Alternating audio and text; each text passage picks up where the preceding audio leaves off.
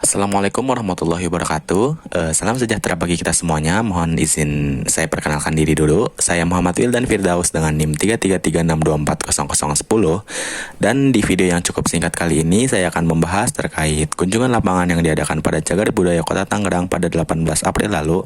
Nah, video ini dikhususkan untuk memenuhi tugas dari mata kuliah studi kebantenan.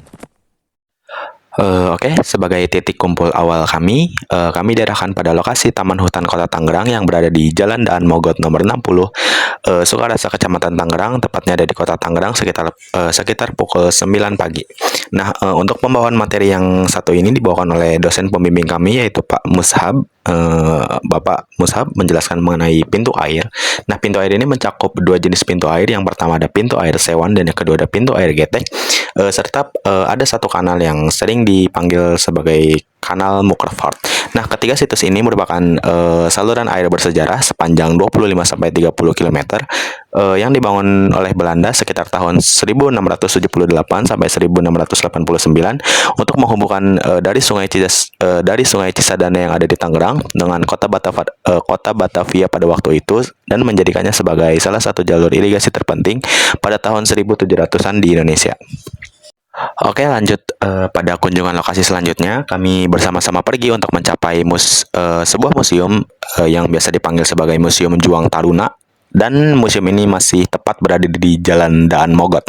Nah, sesuai nama tempat jalannya, museum ini mengabadikan kisah pertempuran Lengkong yang terjadi pada 25 Januari pada tahun 1946 serta menampilkan foto-foto pejuang serta makam dari Mayor Daan Mogot itu sendiri beserta 48 pahlawan Taruna lainnya di makam pahlawan Taruna yang berada tepat di depan museum. Lanjut, sebagai kunjungan terakhir kami berakhir pada kawasan sekitar Pasar Lama Tangerang. Beruntungnya kawasan ini cukup mencakup sebagian besar spot-spot sejarah seperti Kelenteng Bontek Bio hingga Masjid Jami Kalipasir. Nah, Masjid Jami Kalipasir sendiri ini merupakan masjid tertua yang ada di Kota Tangerang yang diperkirakan berdiri sekitar tahun 1576.